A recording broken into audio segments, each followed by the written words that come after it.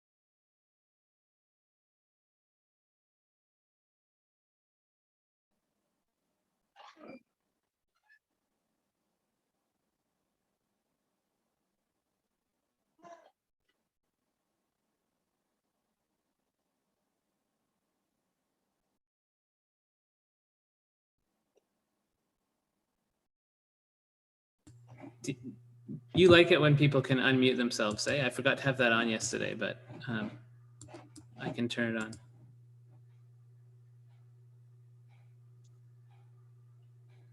I don't hear you now.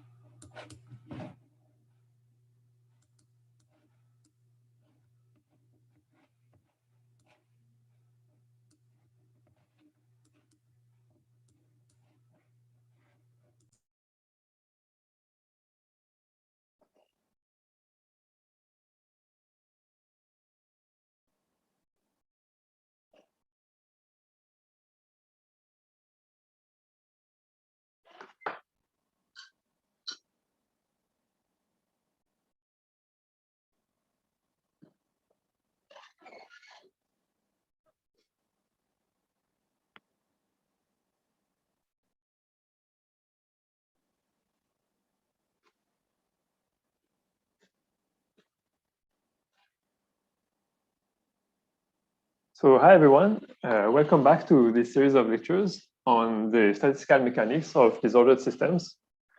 So yesterday we started this new chapter on spin glasses, and as for previous models, the main focus of our activity is to try to compute the limit of the free energy.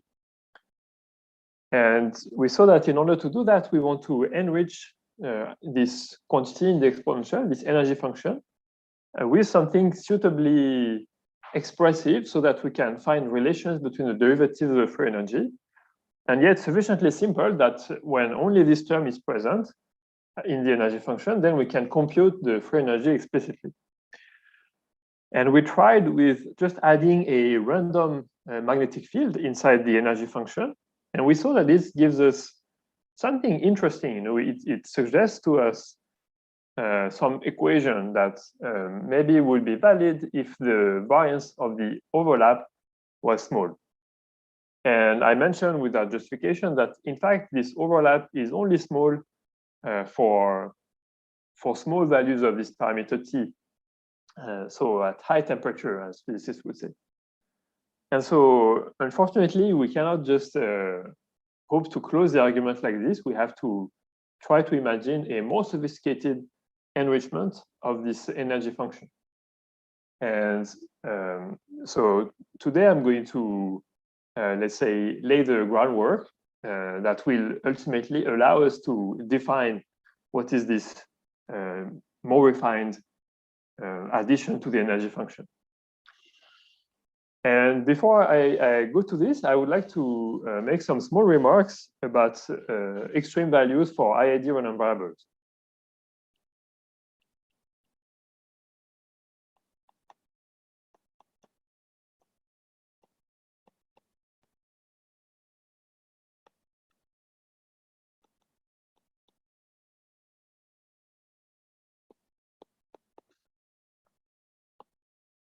So I think it's a bit of a, I mean, if you're like me, you went through your classes on probability without ever hearing about extreme value theory. And I think it's a bit sad because, at least from a scientific perspective, this is very interesting. You know, we care about extreme events, especially now that we worry about climate change, etc.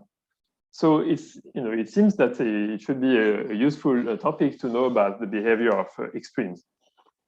But yeah, for some reason, we never hear about it. So in a way which is analogous to how, the Gaussian random variable plays a central role when we care about sums of independent random variables, there are universality classes when we talk about extreme values of high ID random variables.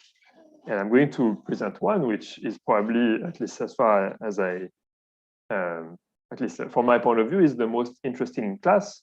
So they have names, but I always forget the name. So I just call it the polynomial tail class. Okay. So here is a concrete situation. Oops.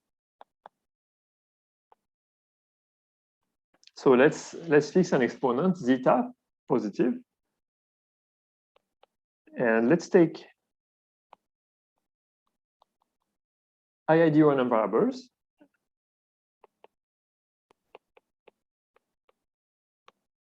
Requires a lot of running time, and this motivates.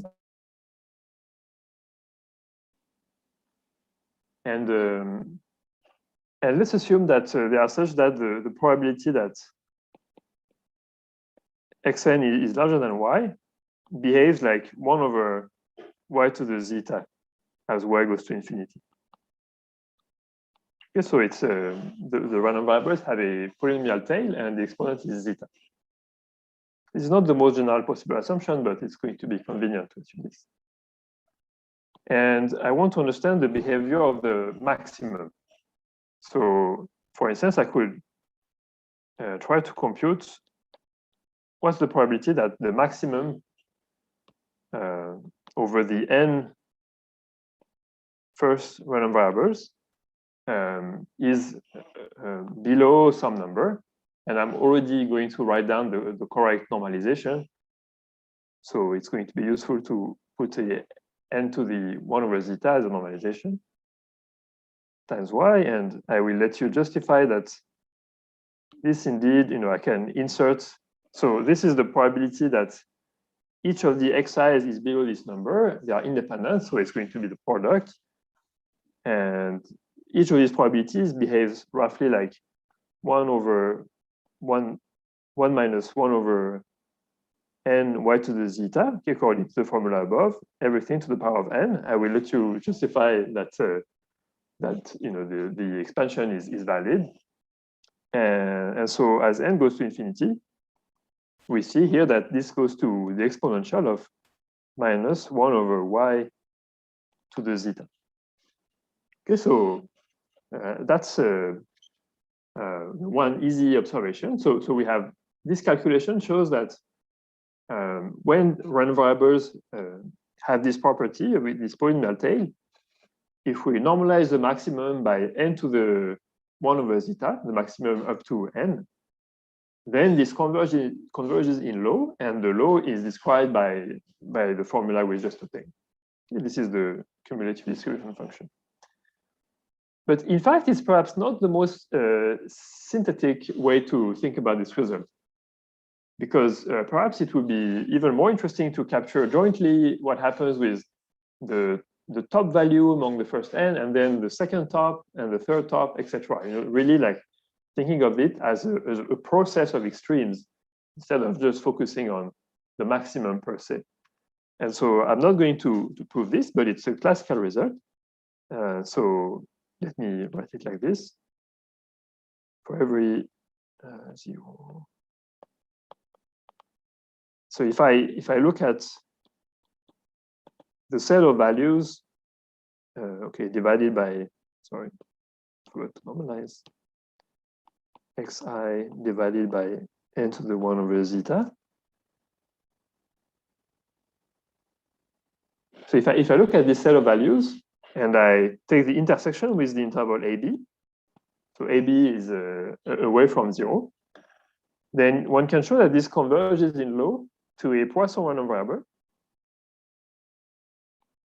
And its mean value, its parameter, is the integral between a and b of zeta over x to the 1 plus zeta dx. Okay, so what we computed on top is the probability that this random set intersected with the interval y plus infinity is 0, and so you can check that the formula, the two formulas I'm displaying match. Okay, but this is a richer information. It tells us that the point process of these values converges in law in this specific set. Okay, so that's something that I think should be part of our common knowledge. This is what happens when we look at extremes of random variables with a polynomial tail. And now, so this is not the only possibility. If you look at random variables which have a much lighter tail, for instance, if you look at Gaussians, then it will also, you will also find a characterization of this sort, but what appears in this expression will have a different functional form. It will be some exponential, like decaying exponential.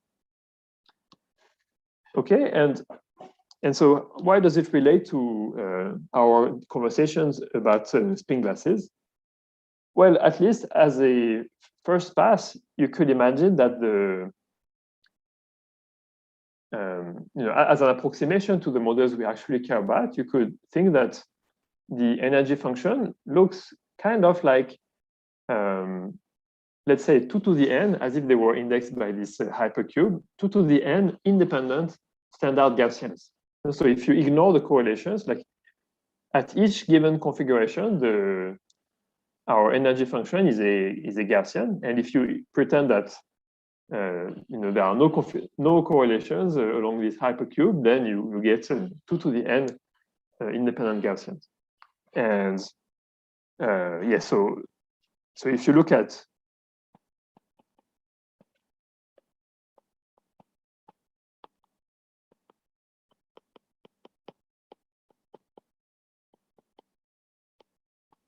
so this is again a classical result.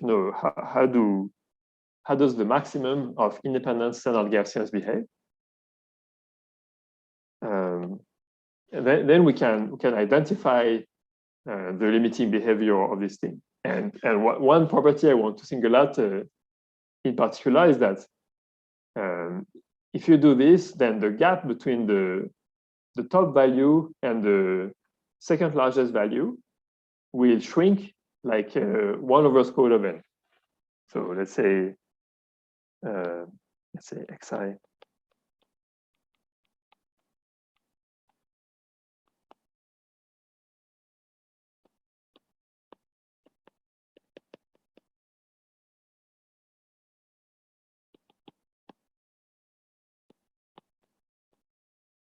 So the gap between the top value and the second maximal eigenvalue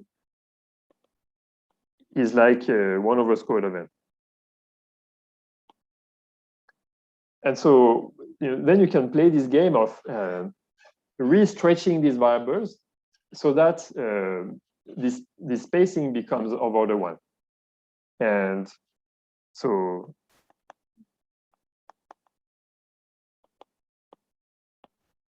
if instead of looking at the Gaussians per se, you look at the exponential of beta square root of n times these Gaussians, which is exactly what we do when we think about this toy model for spin glasses. Okay, our energy function typically has variance of order n. So here I should put something which has variance of order n, namely square root of n times something which is kind of a standard Gaussian. So if I look at this thing instead, the behavior of these values, like what is the behavior of the top values, the second largest value, etc.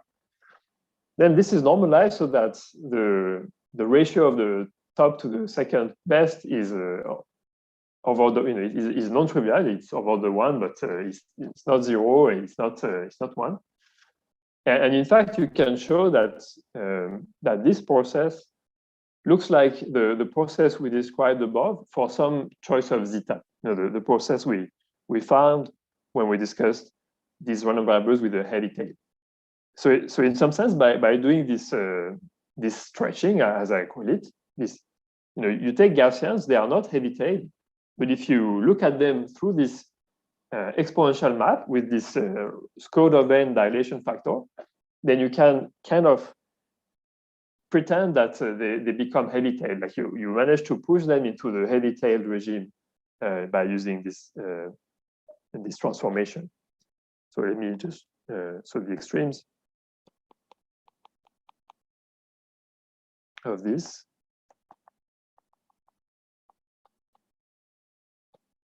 look like the extremal process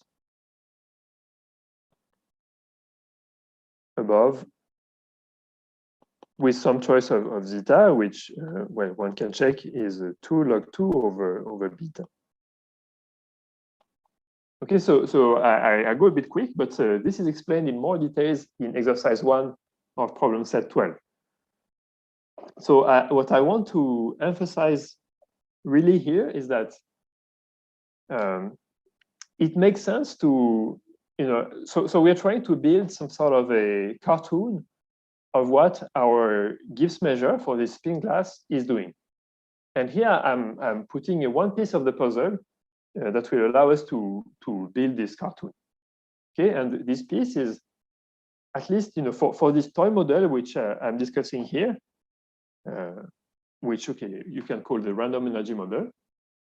So if you take independent Gaussians and you stretch them like this with this exponential factor, and you take 2 to the n independent random variables like this, then I claim that the extremes of this process look like this Poisson point. Okay, this is a Poisson point process. I haven't introduced what it is, but it appeared in Luigi's lecture, so maybe you see that this is a Poisson point process with this intensity measure. Okay. So yeah, this is explained in more details in the problem set. But what I want that we remember is that presumably, indeed, this exponential of our energy function, even for our true spin glass model, maybe looks like this sort of process, as if they were independent heavy-tailed random variables. Okay, so it's just a little background motivation for why we want to study processes of this sort.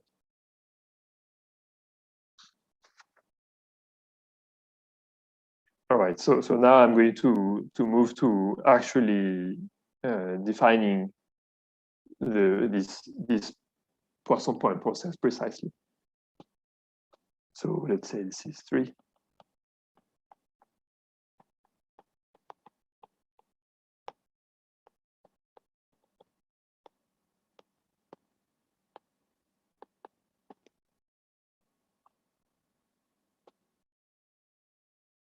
So first, I know that Poisson point processes appeared in Luigi's lectures, but I want to give a definition. Like I want to pretend that we haven't seen Poisson point processes before and give a definition of what that is. Okay, so for me,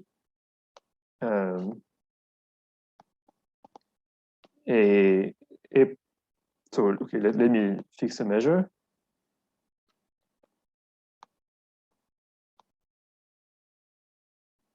Okay, so here the Poisson point process can be an RD, not necessarily on the line.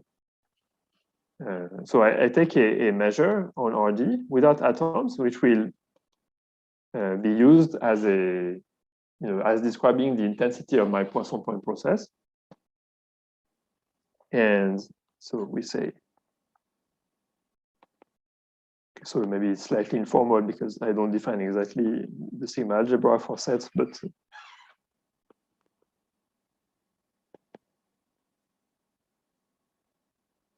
So really, I think it would be even better to think of this as a random probability measure, which is the sum of the racks, but I'll stick to the vocabulary using sets. So we imagine that I want to describe a discrete set, a random discrete set, pi, a subset of RD.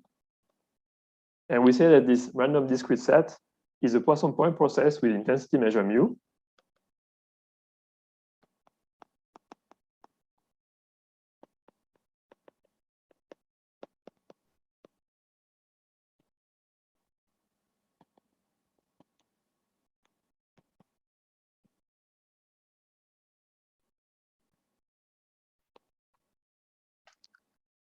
If the following holds, so I want two properties. The first is that if I take disjoint sets, then what I see are independent the numbers in each of the sets are independent from the variables. So for A1,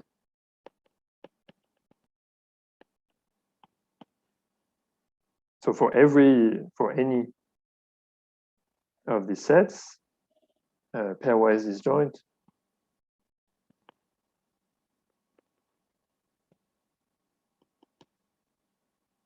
measurable.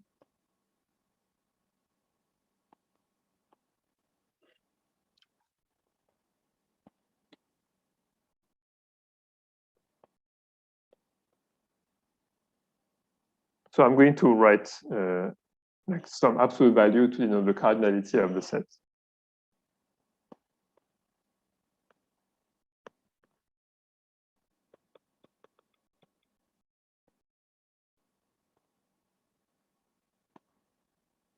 Okay, so I want this. And the second property I want is that if I fix a set and I count the number of points that fall in this set, then this is a Poisson distributive. And the intensity is described by the measure.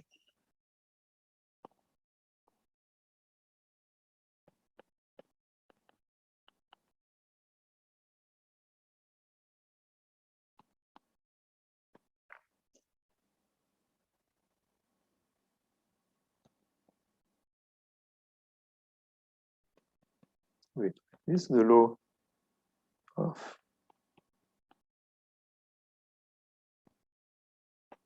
is Poisson with mean mu of A. Okay, and so if mu of A is infinite, then this means that the number of points in this set is infinite. Because this is the end of the definition. So the reason we ask mu to not have atoms is that if mu had atoms, then really we should think that there could be multiple points in our set that fall exactly at the same spot. And so we would have to use slightly different language because we would have to allow for, to say that indeed there can be, 3 points that are sitting exactly at the same spot. Okay, so just to avoid this technicality, I assume that the measure is without atoms. Okay, and so this is the end of the definition, and I think it's useful to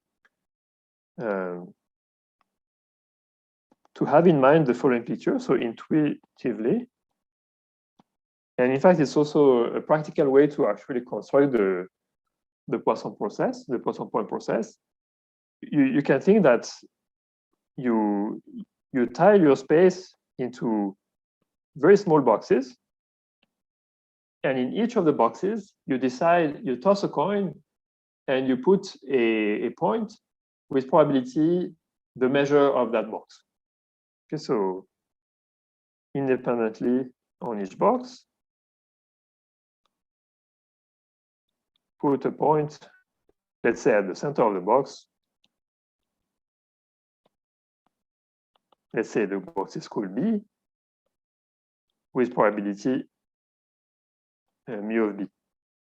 Okay, and if the boxes are small enough, then this probability is indeed below 1, and in fact it becomes very small.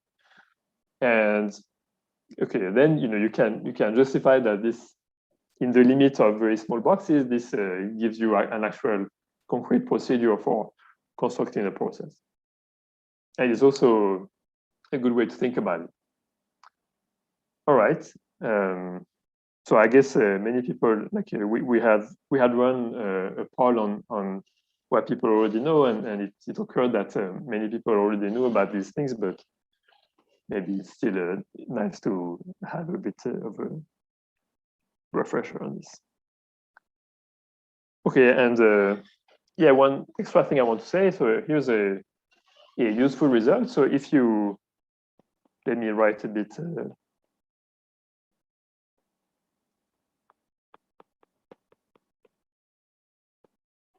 Shorthand notation. So if pi is a Poisson point process with intensity measure mu, and if f is a measurable function from Rd to some other space, let's say Rd prime,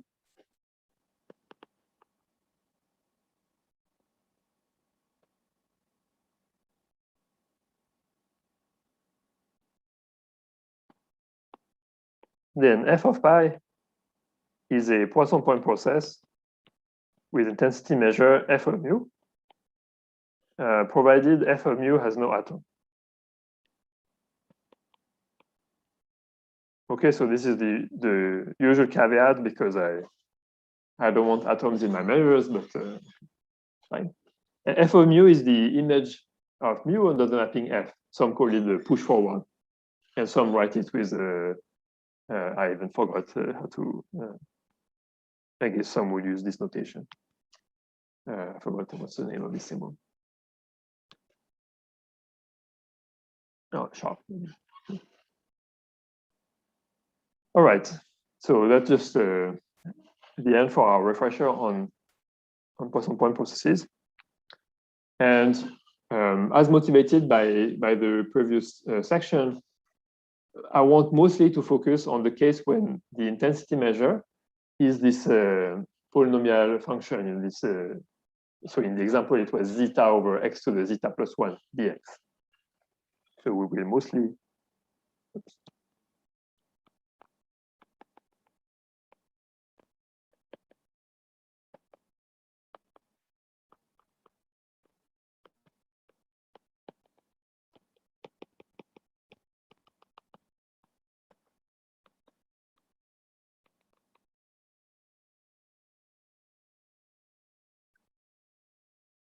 We intensity measure zeta over x to the zeta plus 1 dx. So this is on the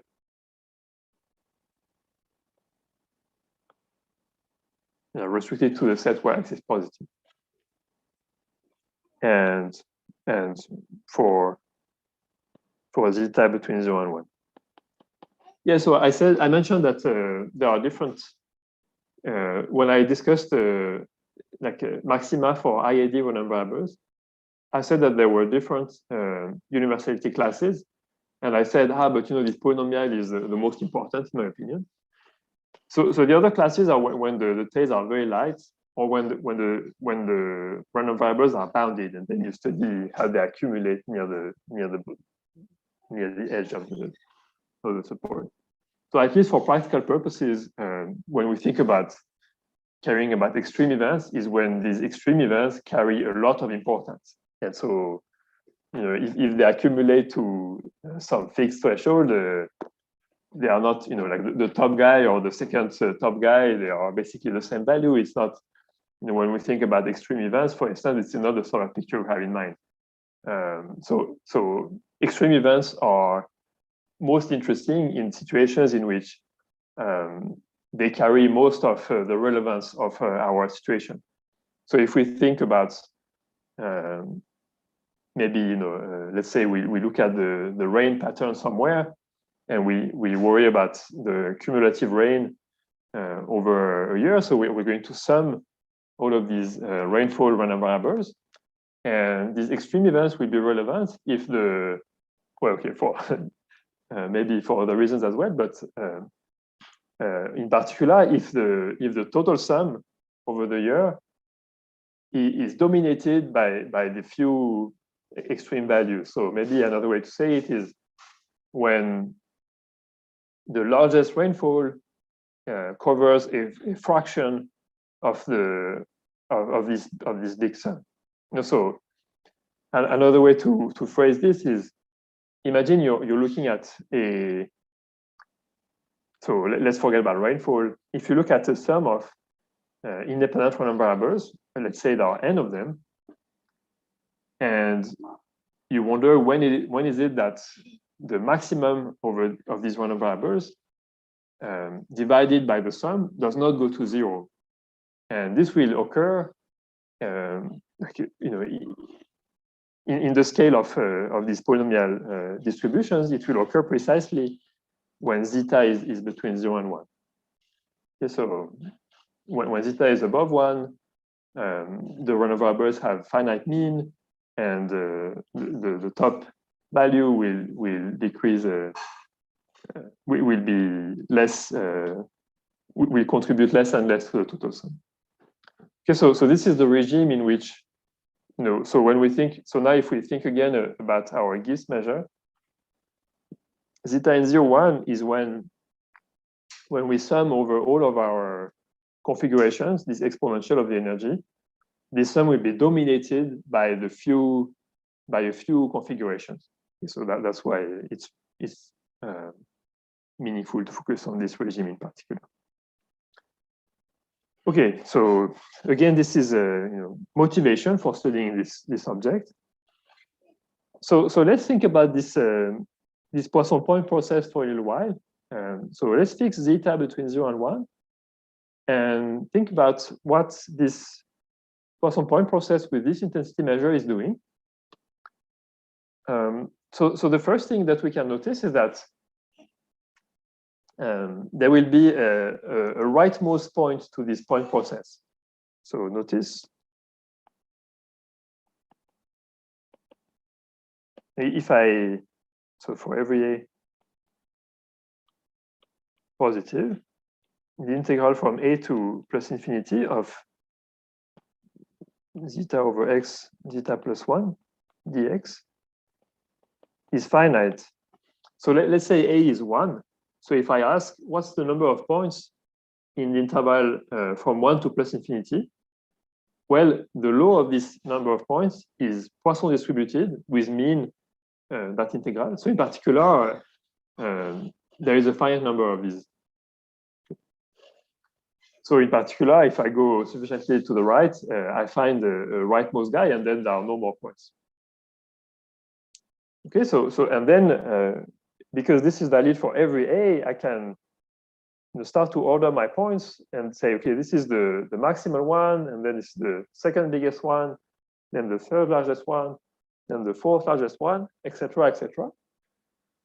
And since this integral diverges when a goes to 0, I will have an infinite number of points. So really, I can index my point process decreasingly using the natural numbers. Okay, so we can therefore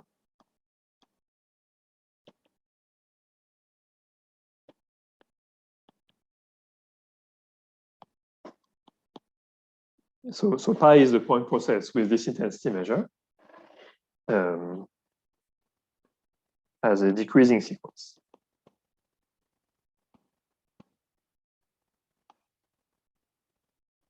Okay, and I'm going to denote it.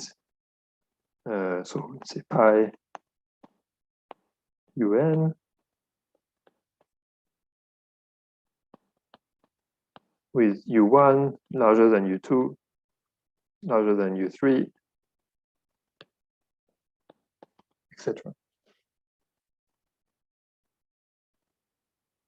Okay, and I want to also notice that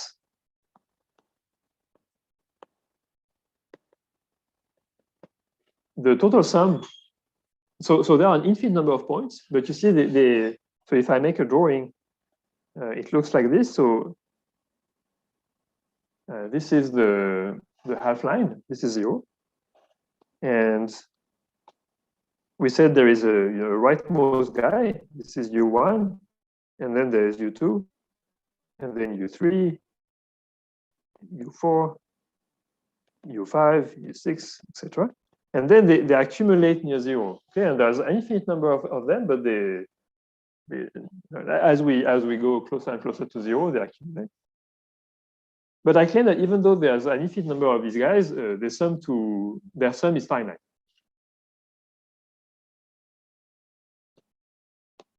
So the sum of all these points, okay, which I could also write sum of un,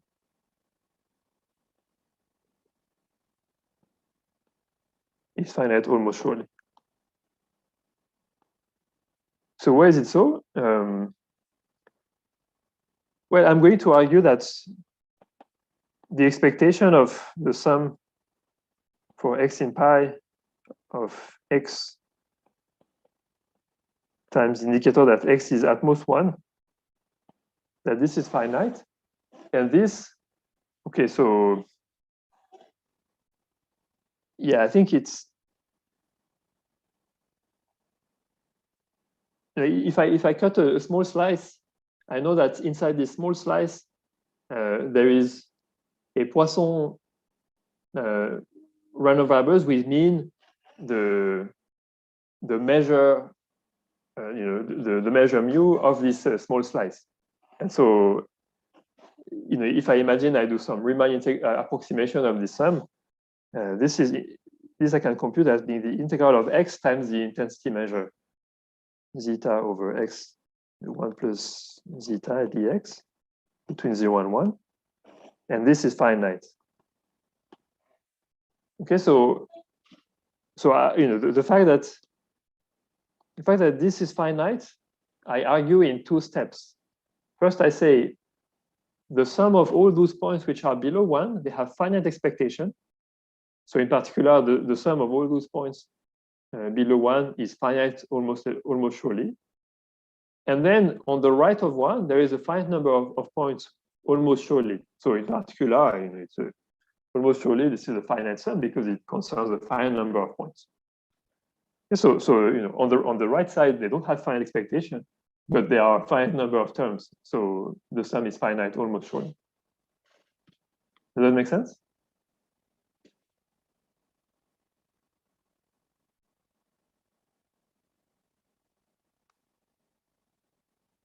Okay, so I want to use this object as representatives of the extremes of my Gibbs distribution, as of the exponentials of our energy function.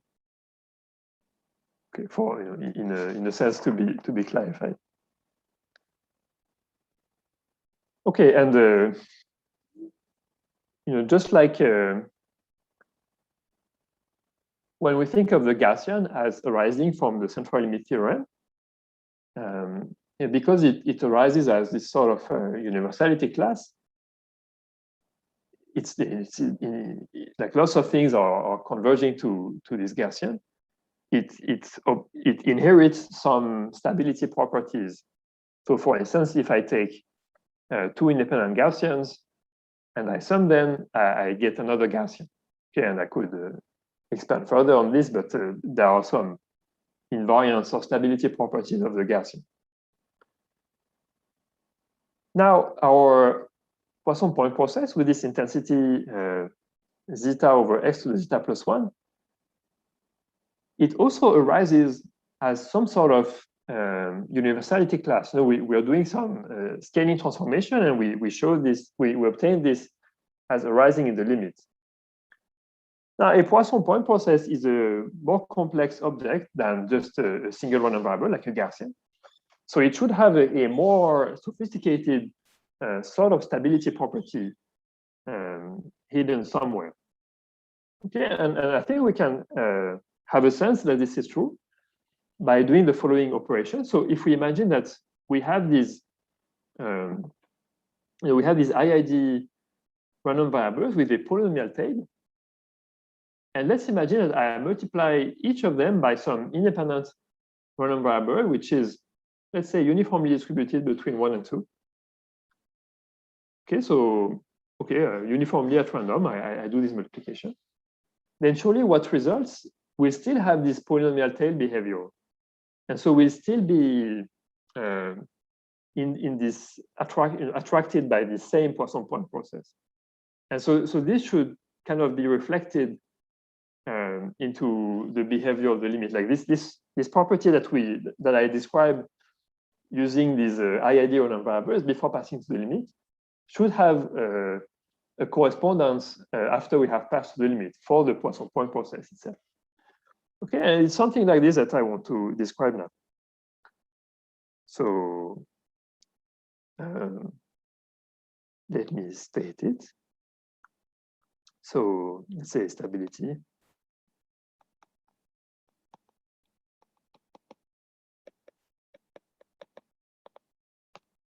So I'm going to take. Oh yeah, I should have said also all of what I'm going to talk about in this section on Poisson-Dirichlet cascades is also nicely explained in Panchenko's book in chapter 2. So if you ever find that I go too quickly on something, you can also have a look there, and it's explained in much greater detail. So let this be IID random variables with values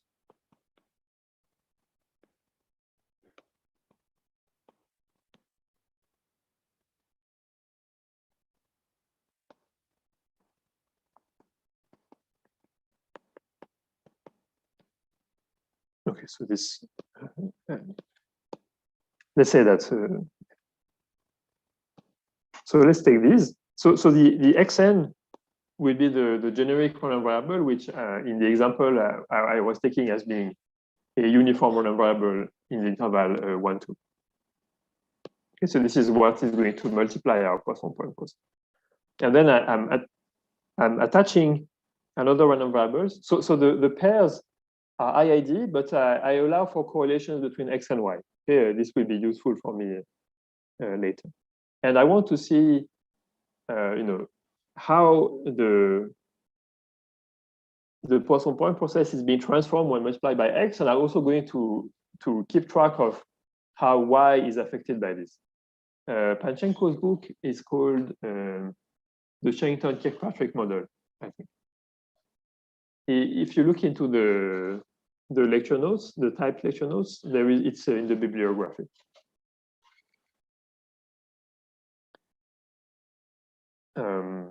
Okay, and so yes, I want to, and let's renew zeta be the law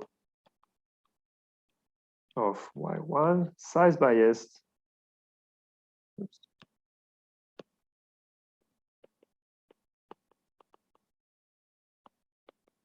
By x1 to the zeta. So what does it mean? It means nu zeta of A is the expectation of x1 to the zeta indicator function at y1 is in A divided by this expectation. Okay, so we're going to assume that this expectation of x1 to the zeta is finite. Okay, and these random variables are independent of the Poisson point process pi with intensity zeta over x to the 1 plus zeta. Okay, so that's the definition. And now here's my stability theorem. So I'm going to look at the process. So UN is our original Poisson point process. We multiply it by these independent random variables. And it's interesting to also keep track of yn at the same time. So I'm going to look at this process. And so I claim that by this sort of stability thing, at least the first component should still look like a Poisson point process with the same x to the zeta plus 1 behavior. And indeed, this is what this theorem says. So this has the same law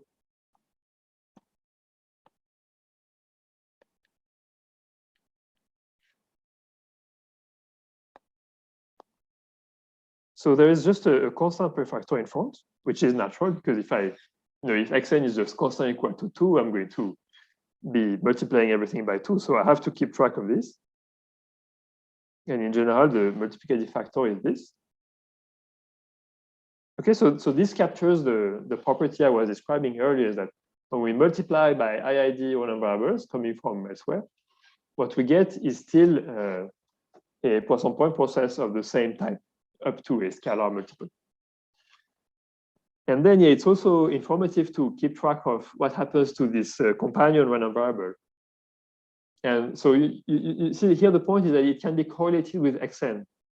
And so, if yn is typically, for yn to, if you want to know what will be attached with the top value of this process, it will favor values of x which are large. And so, in the result, so this, the y for the top value will be more likely associated with values of x which are large. Yeah, and this is what this size biasing on top is doing for us. It's describing exactly how much it's better for how much y has to kind of be correlated with large values of x in some sense. So here what I place is, let's say, yn prime, where yn prime are independent, but with the size bias low.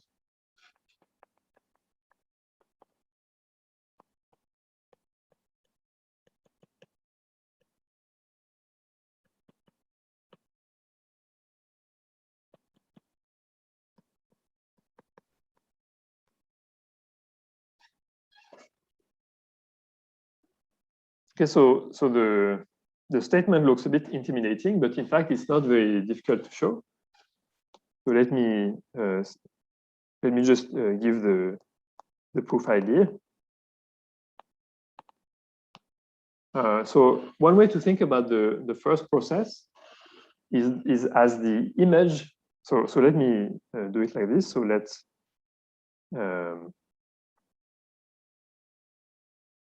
say pi tilde, pi hat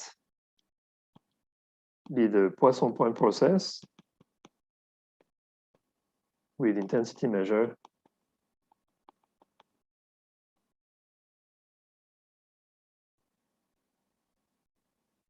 zeta over x to the zeta plus 1 dx, which we tensorize with the p, the law of one of these pairs, x1, y1. So p of x1, y1 is the law of x1, y1. Un, it's a u. This is a u. This is a u. Okay, so you remember the Poisson point process.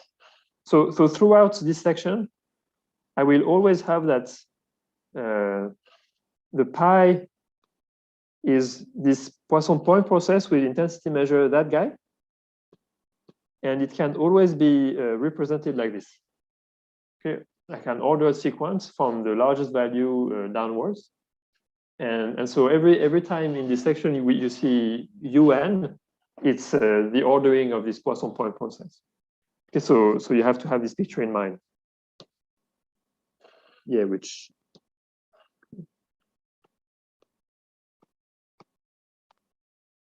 I'm not sure this is legible, but this was U1, U2, U3, etc.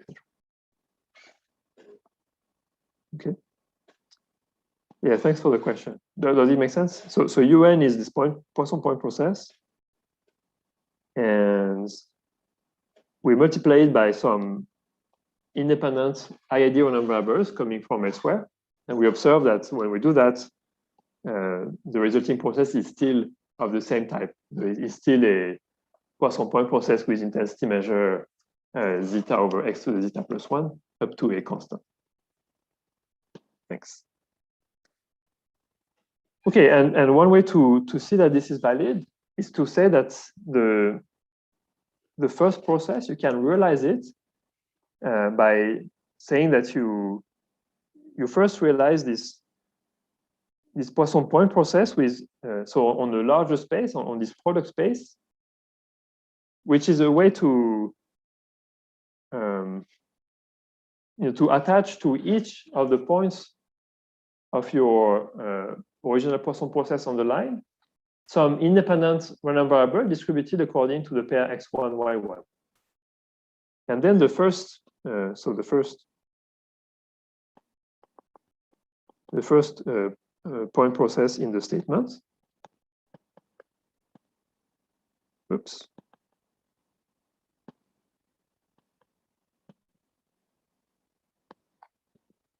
Is obtained. Okay, no, let me say it like this. Or can be realized as the image of pi hat under the mapping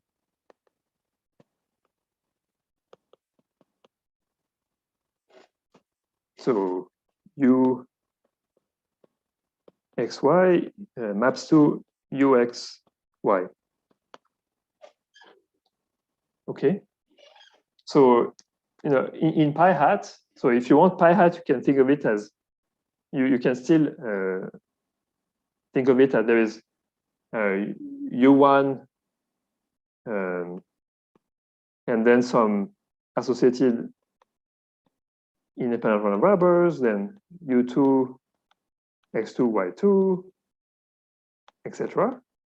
And then you apply this simple mapping, and you get the point process in the first at the beginning here. Okay, this is this point process, and so it's easy to compute its intensity measure because we can use this result I showed you at the beginning. If you have a Poisson point process and you push it through a function, then the intensity measure of the image is the image measure.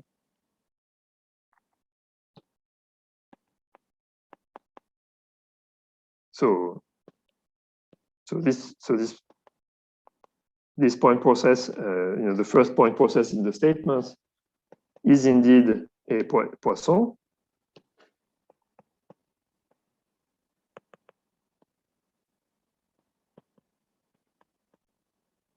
And we can compute its intensity measure.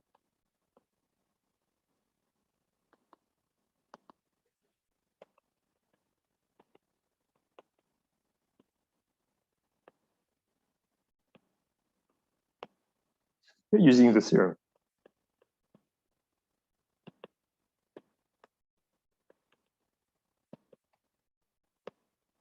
Okay, so we can just explicitly write what it is.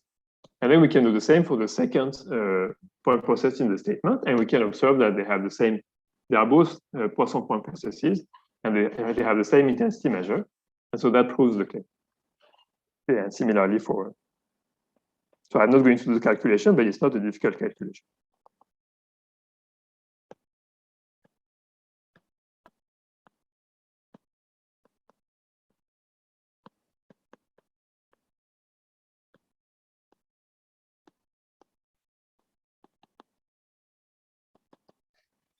Okay, so that's the proof ID, and in the notes there are more details about how to do this. And if you want even more cleaner proof, you can also look in Panchenko's book. Indeed.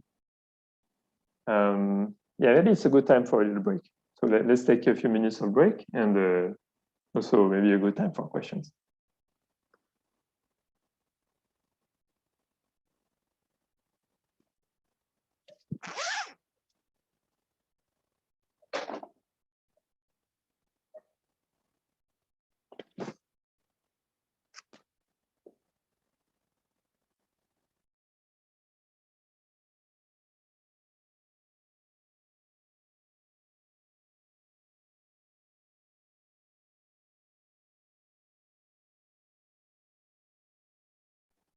Yeah, thanks for this comment. It's a bit silly, the comments I do, because in fact, the comments I do about some classes being more important than others, in particular because, as we can see, for instance, in the problem set, you can go from one class to the other by a simple mapping. So, but yeah, sorry for being. It's nice to say stupid things from time to time, but maybe I should try to minimize that.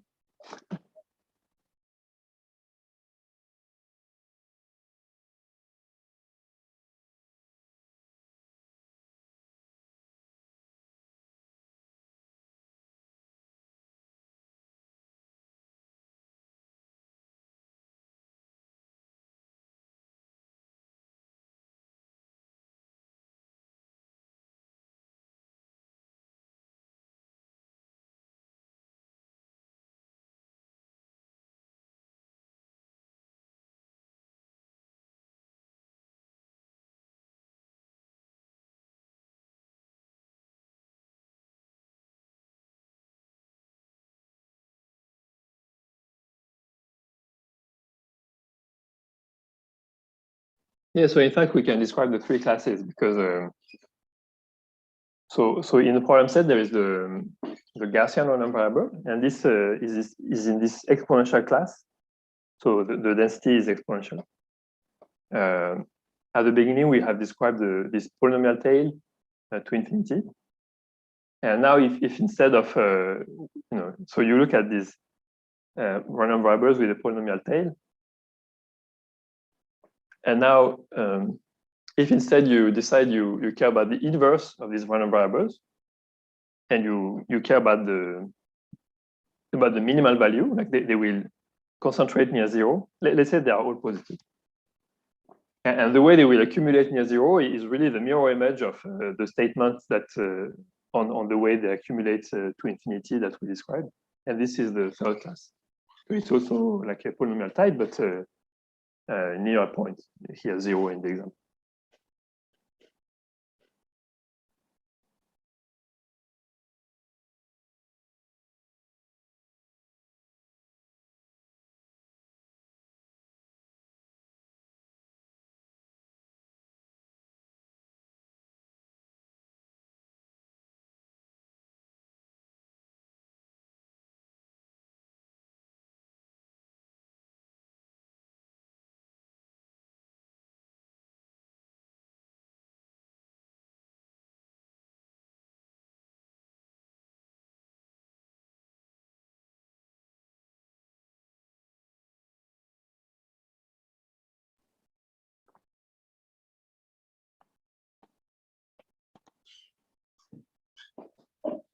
All right, so what do I want to, so at least, okay, there are two things I want to remember from this statement, but perhaps the most important one is the following.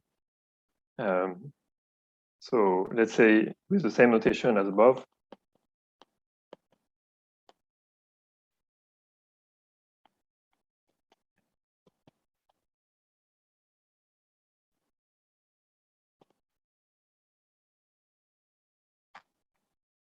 If I look at the expectation of the log of the sum of xn un, well, I claim that this is equal to the expectation of the log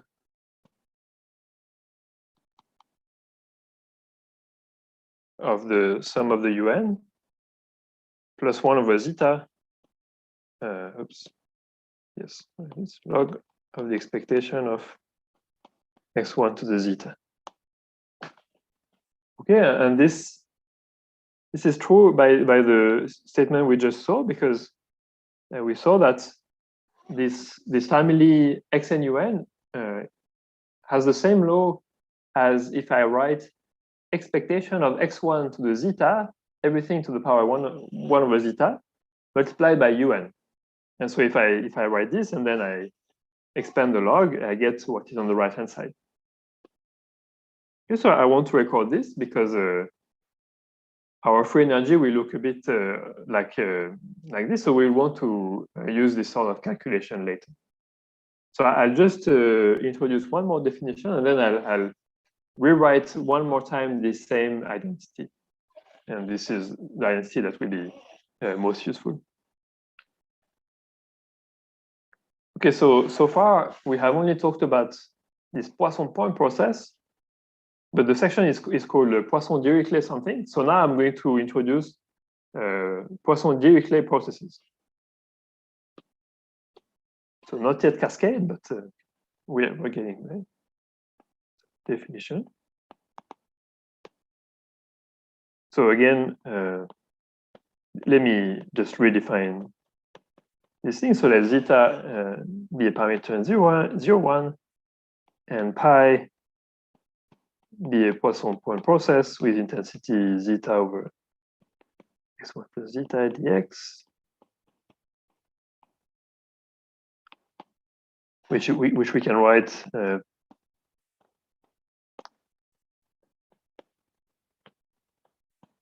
like this, with this in decreasing order.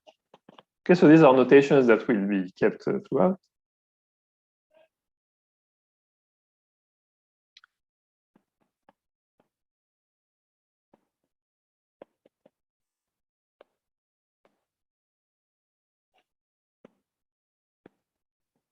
So I'm going to denote Vn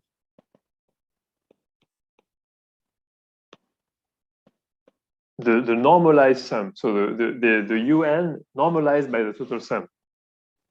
So Vn UN divided by the sum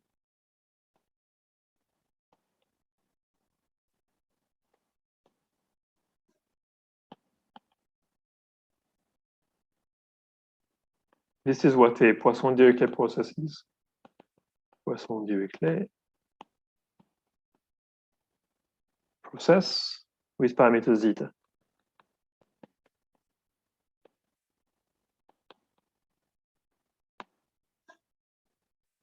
Okay, so perhaps let me say it one more time. So we think about these UNs as capturing the extremes of this exponential of our energy function.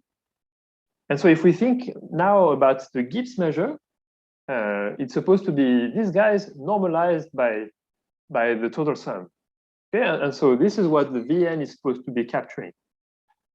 So if you want, the Vn is trying to emulate, let's say, a plausible guess for the probability weight of the Gibbs measure when n goes to infinity.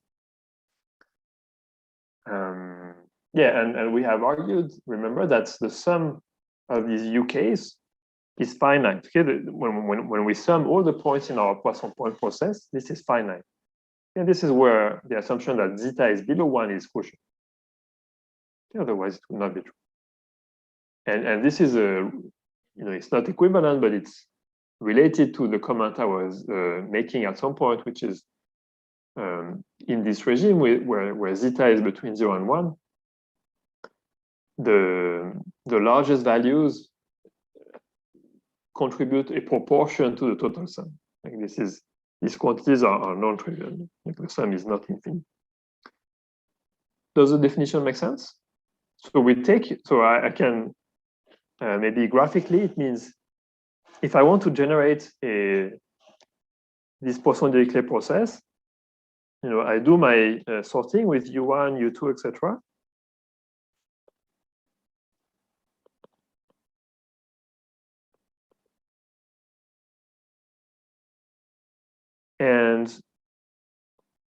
And then I sum all of these guys, and then V1 is, so let's say S is the sum of the UK, and then V1 is U1 over S, etc. Okay.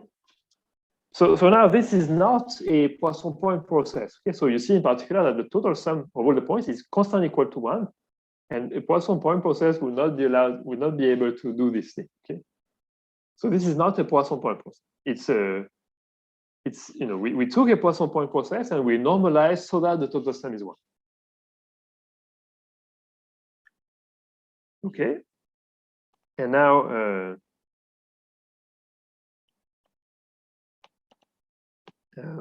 let's revisit this remark, which is now on top of the screen. Expectation of log, da, da, da. So now if I do it with Vn instead of Un, so you can think of it as what happens if here I divide by the sum of the UN? Well, as you can see, the log I can simplify with the term which is here, and so what we end up with is just this last term. Okay, I'm not sure if what I just said made a lot of sense. So let me just write it explicitly. Okay, if my screen wants to go. So what I'm saying is that so on the same, using the same notation as above again.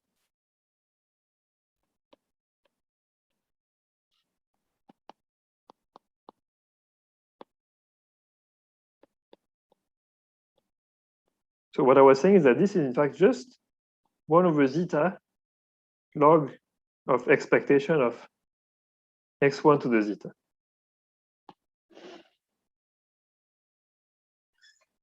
Okay, and this property will be what we use to. This is the property used to compute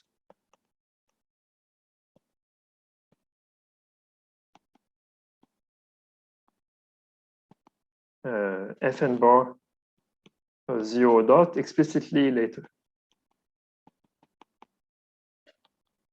And in fact, we can also use this formula when t is not 0, but perhaps it's also useful for when t is not 0. But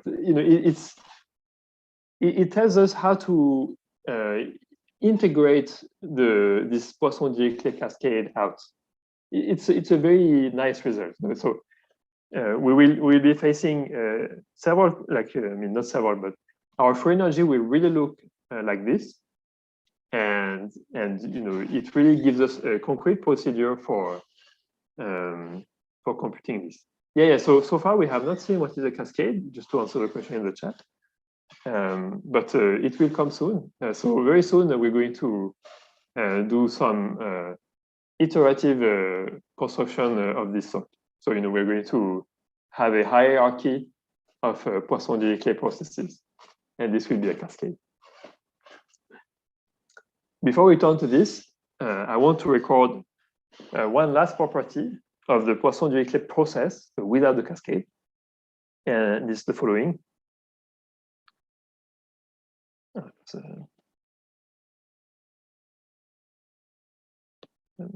Maybe I change this.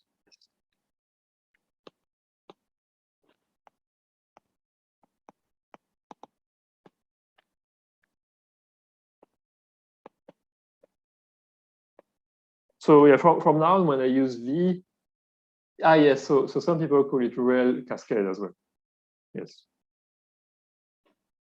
I call it Poisson-Dirichlet cascade, and okay. There is a variation in how people call it, and I like to minimize the number of terms, so I use Poisson-Dirichlet cascade. Seems easier to remember that a Poisson-Dirichlet cascade is made of Poisson-Dirichlet processes. So let's Vn. So throughout I'm going to use Vn to denote a Poisson-Dirichlet process. Maybe I'm going to write it like this: Poisson-Dirichlet of parameter zeta.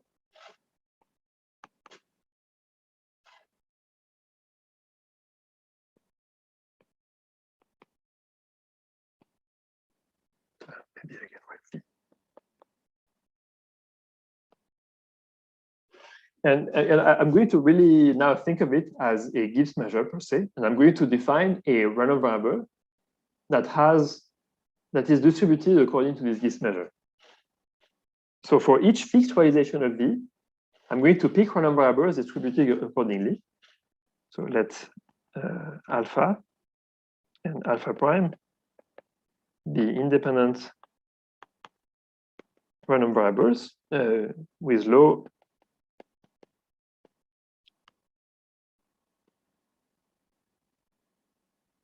sum of Vn delta n. Okay, so maybe you don't like this notation, but it means that the probability that alpha is n is Vn, and alpha prime is independent of alpha.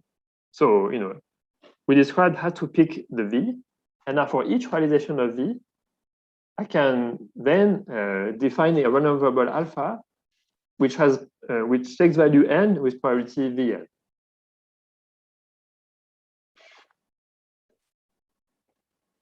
And so I'm going to write a bracket for the expectation with respect to this randomness for the variables alpha and alpha prime.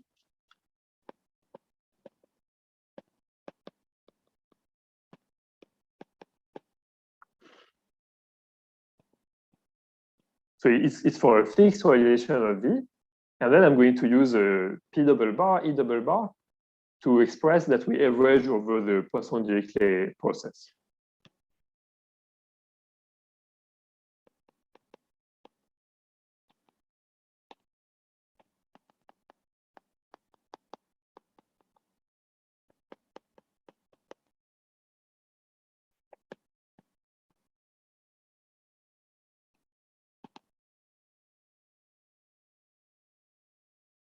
Yeah, I should have said the expectation associated with the law of alpha prime.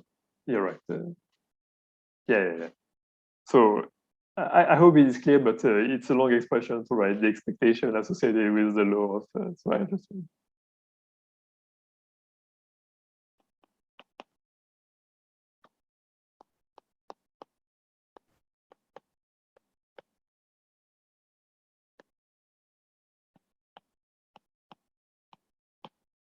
So I want to assert that the probability that these two random variables are equal after I average over all randomness, this is 1 minus zeta. Okay, so that's going to be useful later. And yeah, so perhaps it's useful that we pause for a second. So I think of this Vn as being our Gibbs measure, like representing the Gibbs measure of perhaps of our spin glass as n has been sent to infinity. And then I want to think about taking some random variable, and you may be at least somewhat puzzled or like question why I say, oh, it's going to take value n with probability Vn. Why n? Like, does the ordering matter? What is the significance of the integer n? But here, the only questions I'm going to ask is whether or not when I take two copies, they are equal. Okay, so I just choose some indexation, and it's not it's not relevant whether I'm not going to ask whether alpha is twice alpha prime, for instance. This would not be a very meaningful quantity. I'm just going to ask whether alpha is equal to alpha prime. And in some sense, this is the version of the overlap. You should think of this as being some version of the overlap for these random variables, just like we had sigma the sigma prime appearing everywhere when we were doing the sigma variables. All right, and so yes, so it tells us that so in particular we see that there is this idea that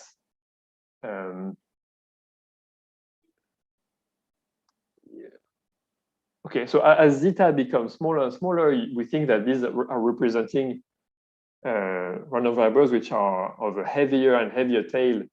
And so it's plausible that as zeta goes to 0, in fact, the maximum is getting a larger and larger proportion of the sum. Maybe as zeta goes to 0, it's getting proportion almost 1 of the total sum.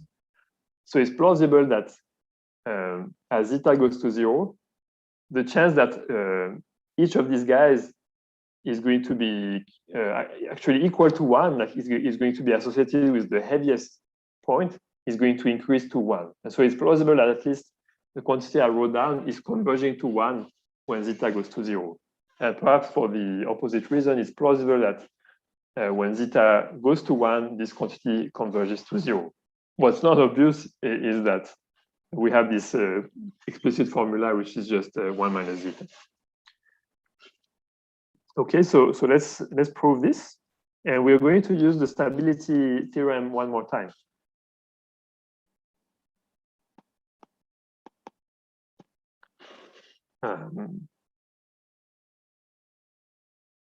So let me do it like this.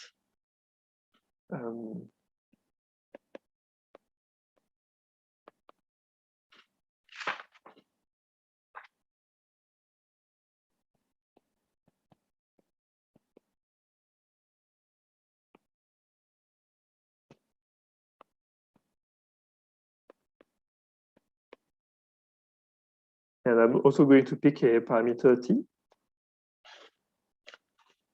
And I want to look at, so UN is always the Poisson point process with intensity zeta over x, zeta plus 1, okay?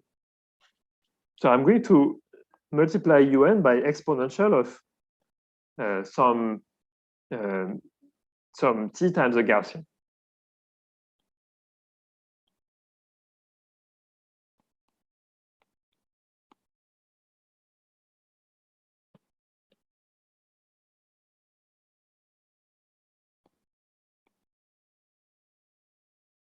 Okay, so you may ask, why do we do this? So, I mentioned earlier that one way to think about this Poisson point process is as it arises from as a limit of the extremes of these beta square root of n xi, where xi are Gaussian. So it's plausible that there are some stability properties which look nice when we when we perturb a little bit with the Gaussian inside the exponential. So maybe we would want to say, to monitor what happens when we look at the limit and we add a little bit of a Gaussian. And this is exactly what occurs here. I take already the limit and I multiply by exponential of t times a Gaussian. So this justifies t times a Gaussian. Then there are lots of other terms. So you may ask, why the other terms? The other terms are just around to make life convenient. So this term is here to make it so that the expectation of, I want to use this stability theorem we saw earlier. So with the notation that we have seen earlier, this would be xn, okay, and this would be yn. And yeah, what's nice with this normalization is that the expectation of xn to the zeta is equal to 1. So it's one more instance of my exponential of a Gaussian minus a half of the square of half of the variance. So that's convenient. We don't have to worry about this when we apply this stability theorem. And yeah, the yn is so that the tilted law is just a standard Gaussian. So this so by this it's just a calculation. It's in the handwritten notes, but you can check it. It's not difficult.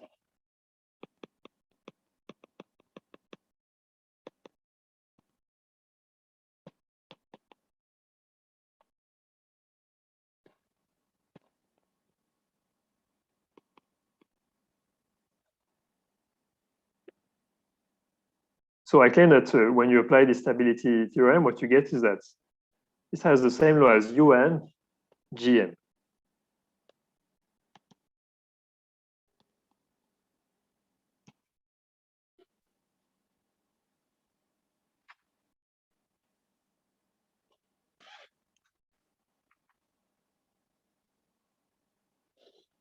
Okay, so now I'm going to use this. It's like we're trying to compute some overlap. I claim that this indicator of alpha is equal to alpha prime is some overlap. And we've already seen that it's natural to think about these overlaps as occurring when we compute derivatives. And so in some sense, I'm going to try to express this thing as a derivative when t is moving around. Okay. So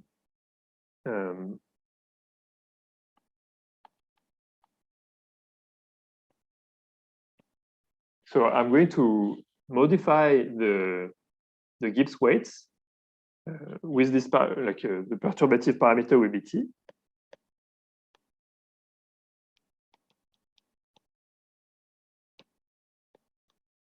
So I said exponential of t gn minus t zeta over 2.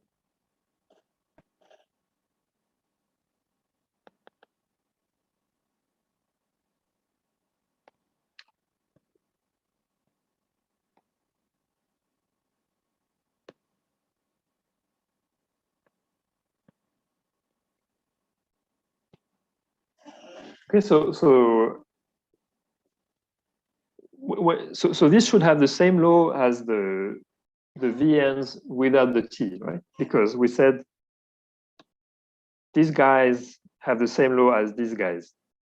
So just one thing to pay attention to is that these have the same law as sets. So when I say Vn and Vnt has the same law, perhaps it would be best to say up to reordering, okay, or as sets. Okay. So let's say the top value among the UNs will have which is U1, will have the top value of the VNs, which is V1, will have the same law as the top value of VNT, which may be V1, but maybe something, etc. Okay. So up to reordering, this has the same law as Vn. Or as sets, they have the same law. And okay, clearly we can make some simplification. So this is UN.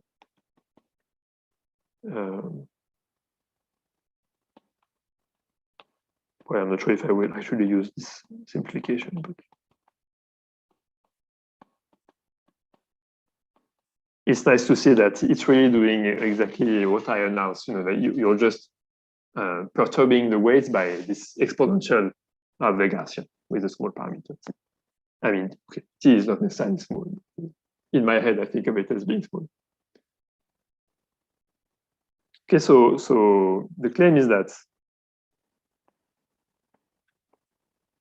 VNT Gn minus T zeta, if I rewrite like as a consequence of the claim above, this and Vn Gn have the same law.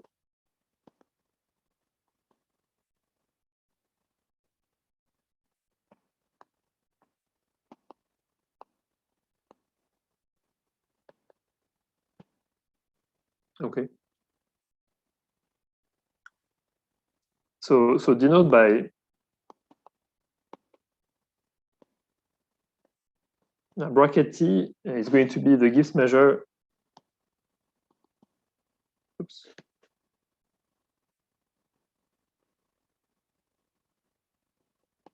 With respect to V and T. Okay, so that's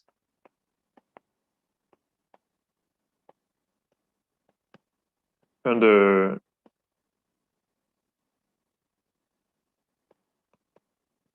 this new bracket, the probability that alpha is equal to n is V and T.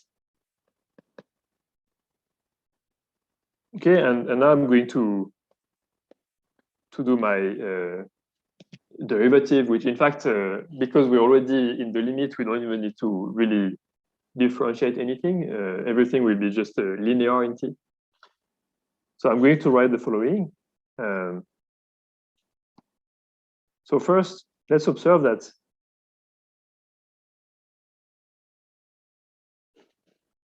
when I said T equals 0, there is no correlation between the G's. The G's are independent standard Gaussians and the weights that are defining the Gibbs measure. So since the Gaussians are centered, and then I'm just looking at some random index completely independently, this expectation is 0. Okay. So now we said, so because of this line here, I can do also this calculation using the weights VNT instead of Vn. But if I want to do that, I have to remember that I have to also change Gn to Gn minus T zeta. Okay, so by the, let's say by the invariance that is described above, like this thing is what I call invariance. Maybe I should erase this. This is the same as G alpha minus T zeta under the T measure. Okay, and now this is a Gaussian. So we are trying to compute the expectation of a Gaussian under a GIST measure. And so this should remind us of our Gaussian integration by parts. So what does our Gaussian integration by parts tell us?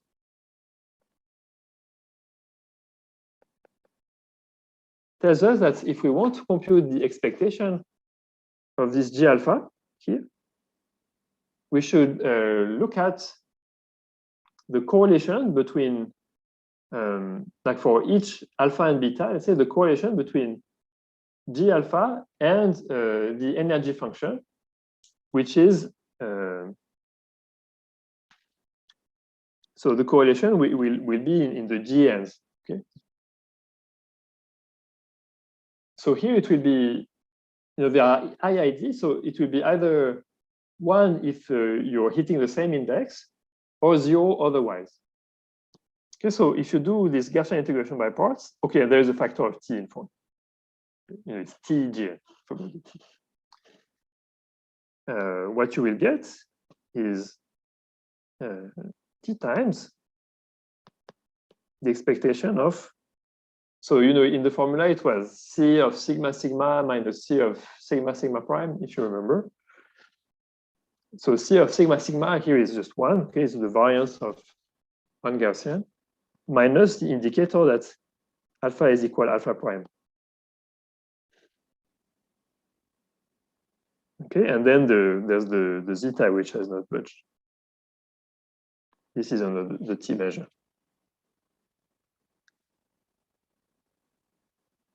Okay, but now I made my G disappear. So I can use invariance again and replace the T measure by the 0 measure. So T expectation of, let's say 1 minus zeta minus the indicator function.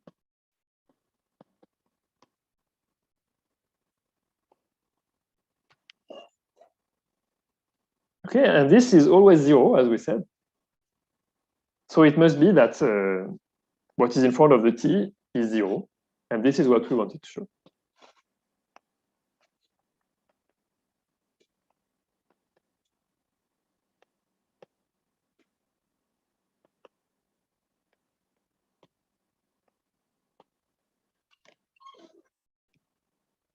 All right.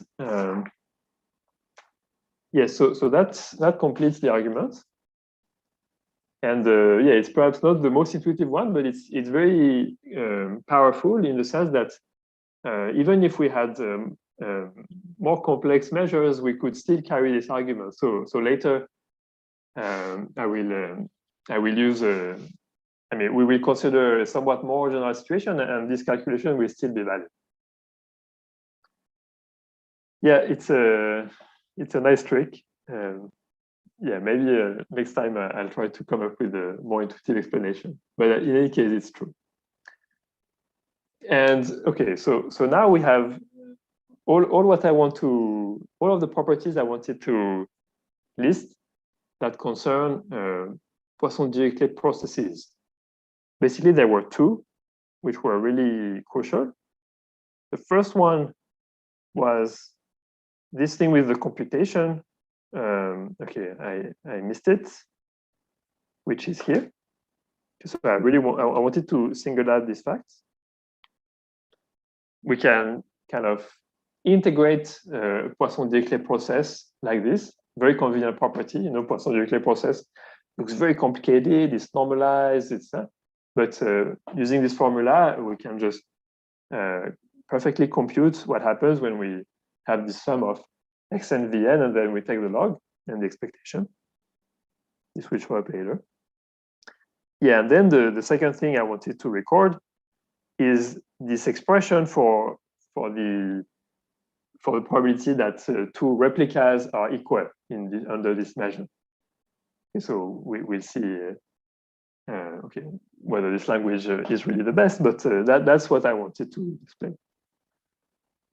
So now we have a good candidate for doing, for our cartoon of the Gibbs measure.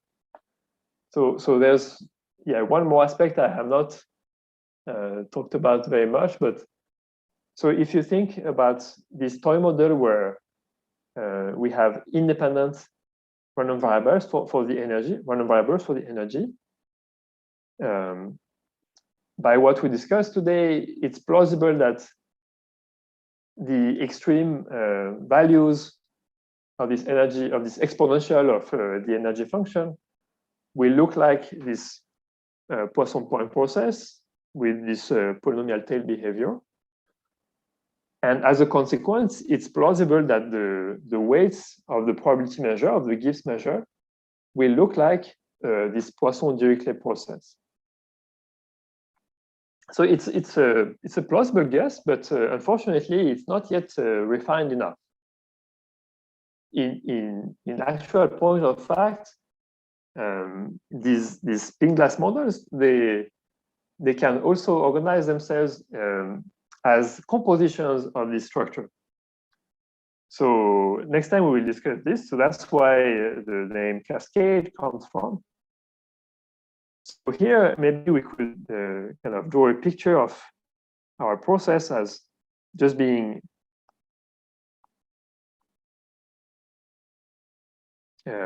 like all of these points. And yeah, I haven't said, if you think of these as being, these points which carry most of the mass of our Gibbs measure, they are located somewhere on the hypercube. And at least on the toy model, because we are in high dimension, like any two of them will be orthogonal to one another. Okay, so this is a feature of high dimension, like any two of them will be orthogonal. And it's possible that there could be, maybe if there is a tilt in your measure, maybe they will all have the same angle between two copies instead of being orthogonal. But at least their scalar products will be constant for any two pairs you pick. But in fact, what can happen in these models is that, these things can organize over a hierarchy of such constructions. Okay, so maybe I'm just at the end of today's session, so I will leave the discussion about cascades to next time. But yes, thanks a lot for your attention, and I'm happy to take questions as usual.